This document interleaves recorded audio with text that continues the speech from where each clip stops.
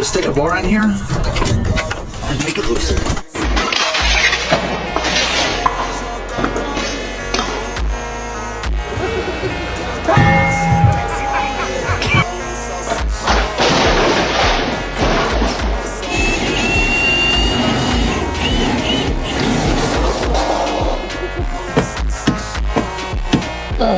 Hurry up, be careful, don't worry about it.